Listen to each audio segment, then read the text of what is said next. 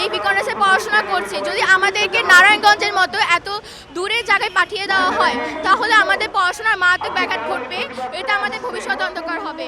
শুধু এখানে আমি একা নই, এখানে আমার আরও অনেক সহপাঠী রয়েছে, আমার সহপাঠী রয়েছে যারা কিনা আজিমপুরের আশেপাশে স্কুলগুলোতে পড়াশোনা করে, যেমন Udayan, Azimpur girls government school, বিশেষ মোহাম্মদ শেখ, বিশেষ মুন্সি আব্দুর রব ইত্যাদি স্কুল।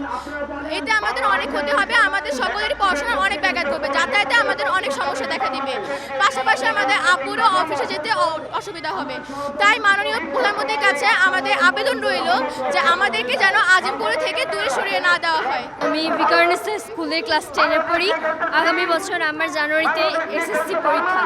এখন এই টাইমে যদি আমাদেরকে অন্য জায়গায় দেওয়া হয় তাহলে আমার পরীক্ষা অনেক বাজেভাবে ক্ষতি হবে। মাননীয় প্রধানমন্ত্রী আপনাকে বলছি, আমাদেরকে দয়া করে আজিমপুরের কোথাও ব্যবস্থা করে দিলে আমার অনেক ভালো হতো। আমার ছোট ভাই নরিস স্কুলে পড়ে, আমাদের যদি অন্য জায়গায় দেওয়া হয় তাকেও আবার নতুন স্কুলে ভর্তি করার প্রয়োজন হবে। এটা আমাদের জন্য খুব কষ্ট হয়ে যাবে। আমরা আজ আমাদের বাসস্থান নিয়ে চরম অনিশ্চয়তায় ভুগছি। আমাদের অবৈধভাবে উচ্ছেদ করা হচ্ছে। আমরা আজিমপুর এলাকার স্বনামধন্য শিক্ষা প্রতিষ্ঠানে পড়াশোনা করছি। আমাদের বাসা দিয়েছে নারায়ণগঞ্জে, মিরপুরে। সেখানে শিক্ষা ব্যবস্থার কোনো সুযোগ নেই। আমাদের পড়াশোনার ক্ষতি হচ্ছে অনেক। আমরা মাননীয় প্রধানমন্ত্রীর হস্তক্ষেপ কামনা করছি। আমরা এখানে থেকে পড়ালেখা করতে চাই। আমাদের দাবি একটাই, আমার স্কুল আজিমপুরে, আমাকে যদি নারায়ণগঞ্জ পাঠিয়ে দেওয়া হয় তাহলে কিভাবে আমার সন্তানরাই বা লেখাপড়া করবে, আমি কিভাবে করব? আমি যদি মানসিকভাবে বিপর্যস্ত থাকি তাহলে আমি কখনোই শ্রেণীকক্ষে সফলভাবে পাঠ দিতে পারবো না। এতে কিন্তু ভবিষ্যৎ প্রজন্ম ক্ষতিগ্রস্ত হবে। আমরা এখানে প্রজাতন্ত্রের বিভিন্ন গুরুত্বপূর্ণ দায়িত্বে একজন কর্মরত। সবাই যদি তার ফ্যামিলি নিয়ে তাদের ছেলেমেয়েদের পড়ালেখার অনিশ্চয়তার মধ্যে থাকে তাহলে তারা কিন্তু সঠিকভাবে কার্যক্রম পরিচালনা করতে পারবে না। এতে সরকারেরই বিভিন্ন দপ্তর ক্ষতিগ্রস্ত হবে। যেহেতু এখানে এতগুলো ছেলে মেয়ের ভবিষ্যৎ নির্ভর করছে, আমাদের ছেলে মেয়েদের ভবিষ্যৎ এখানে জড়িত, তাই আপনার কাছে হাত জোর করে অনুরোধ করছি আপনি আমাদের বিষয়টি দেখবেন। আমাদের বাসা বাড়িগুলো ভেঙে দেওয়ার হুমকি দেওয়া হচ্ছে। এটা আসলে সঠিক প্রক্রিয়ায় নয়। আমরা যখন অফিসে কর্মরত থাকি তখন আমাদের বাসায় কিছু সংখ্যক লোক যে বিশেষ করে নির্বাহী প্রকৌশলী ফয়সাল হালিমের লোকেরা যে হুমকি থামকি দেয়, আমাদের মিটার খুলে নিবে, দরজা না খুললে ভেঙে ফেলা হবে, আমাদেরকে দ্রুত বাড়ি ছাড়ার বিভিন্নভাবে উত্ত্যক্ত করা হচ্ছে। কাদেরকে করছে?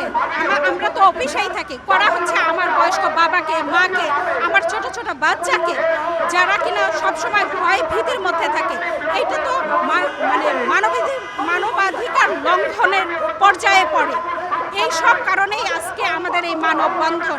এক সভার সিদ্ধান্ত ছিল আমরা যেখানে বসবাস করি 31টা ভবন ভাঙা হলে আমাদেরকে জুন 20-এ স্থানান্তর করা হবে। 304টা সেখানে আমাদেরকে ভবন খালি করে সেখানে আমাদেরকে পুনর্বাসন করা হবে।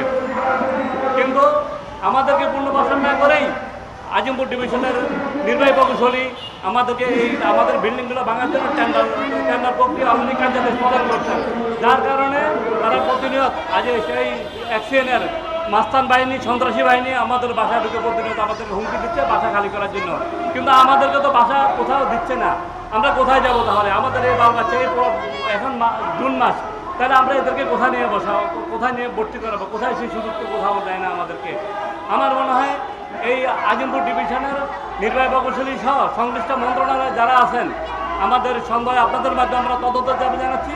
তারা মনে হয় সরকারকে, নবনির্বাচিত সরকারকে, আমাদের প্রিয় সরকারকে আমাদের প্রস্তাবিত করার জন্য এবং এই সরকারি জনগণের বিব্রত করার জন্য এই প্রক্রিয়া শুরু করছে।